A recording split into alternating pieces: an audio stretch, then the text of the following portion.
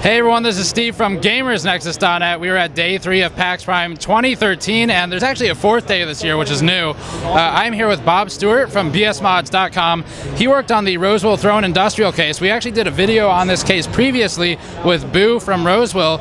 And Bob, what can you tell me about the case? What did Rosewill ask for when they approached you? They first met with us at CES, and they had a new case coming out, the Throne. It wasn't on the market yet, and so they just sent us kind of, one of the first ones, and they wanted something really awesome, and they weren't sure what they wanted, so they pretty much just said whatever you want to do. What can you tell us about the paint techniques you used, any special modding techniques you had to employ here? So this was quite a bit of work, a lot of sleepless nights, and there is, actually to start with, this thing weighs in at close to 100 pounds. So it's not something you want to drag to a LAN party, really. Although we did make a special crate for it that has wheels and everything, so it makes it easier. But it's had sheet metal work throughout, inside and out. And then we've done basically some fake welding on here, and we just wanted to simulate kind of a rough industrial look. In fact, we named it the Throne Industrial. And so everything we did throughout, we wanted to make it really rough and tough and rugged, and just kind of, we kind of went away from the super clean and perfect look a little bit and things like that. So, we have had a little bit of feedback here and there on the welds, and some comments on the quality of our welds and things like that. And it's funny because they're actually not real welds, so it's actually a compliment when we see what kind of shitty welding job we did.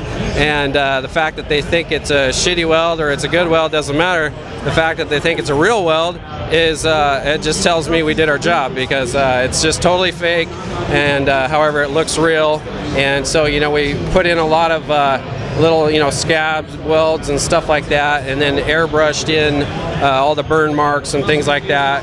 And then we kind of followed the theme all the way through, and so we did some expanded metal on the front and then on the top here, and used some square bar and wire, just did some wire feed welding, some real welding on that.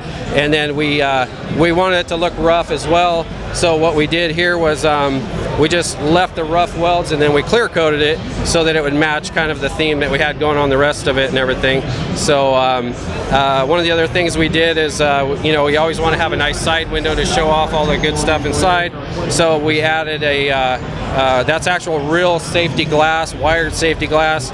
You could punch it or whatever you want, and you're not going to break through it. So that also adds about 20 pounds to the weight of this thing. So all of the hardware inside is all stainless steel. So we probably have about, I would guess, about $300 just into little bolts and washers and all that kind of thing. It's just all stainless steel. It adds up fast. And then the brackets we made out of stainless steel perforated metal.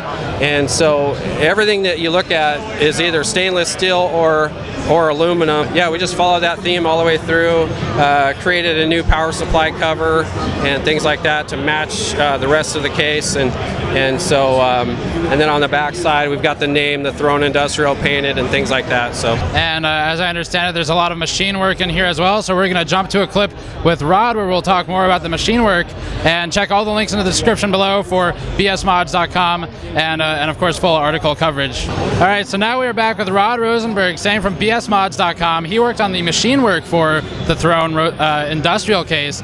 Can you tell me more about some of the custom machine work you did? What was, what really was pushing you in the project to show your best efforts? Sure. So we have a whole industrial look, so part of it was making the metal look good.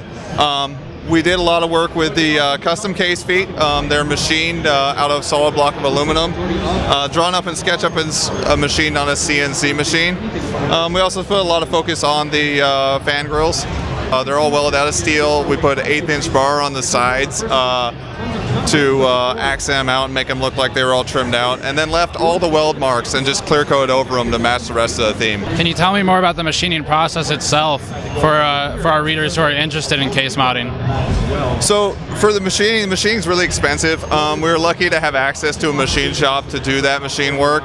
We had to spend a lot of time drawing it, making sure it fit, and then a lot of prep work with the metal. What sort of software goes into designing the different components for the case? Most of it was all designed with Google SketchUp, which is now owned by Trimble, so you can download that for free from Trimble's website, and it's actually pretty easy to use.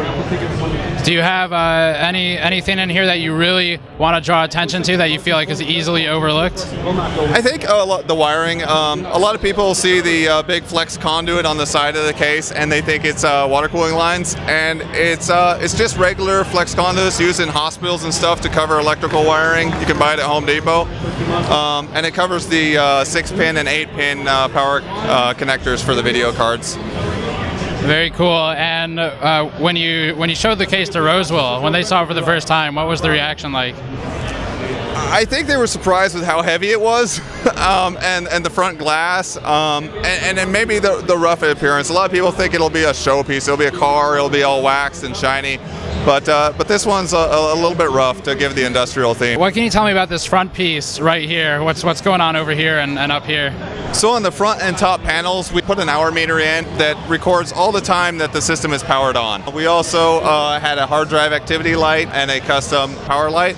And then we put a voltage regulator, voltmeter on the front that monitors the 5-volt and 12-volt power right off the power supply, along with a push button that turns the strobe light on and off. Very cool. And I think Boo showed us a controller to control the LEDs in the system. Can you tell me more about how that's rigged up?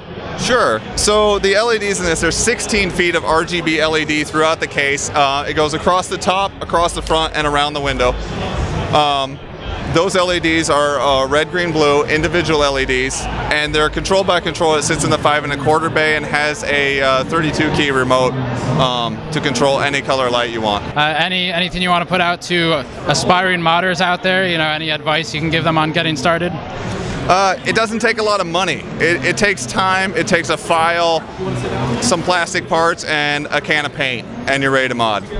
Awesome. Once again, Rod and Bob from BS Mods. We have another video linked below that talks about how you can get into modding, some basic overview stuff. So check that out. Check out the full article coverage, and I will see you guys next time. Peace.